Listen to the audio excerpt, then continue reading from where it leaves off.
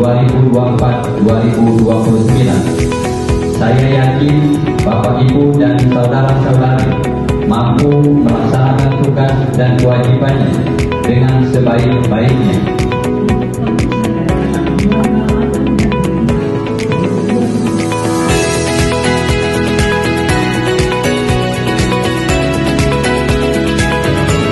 Ini akan semakin kita tingkatkan dan kami juga tahu persis jumlah keanggotanya cukup bagi perkembangan perekonomian di Palembang, dan insya Allah ini akan bisa bersinergi dengan organisasi perangkat daerah yang ada di Palembang.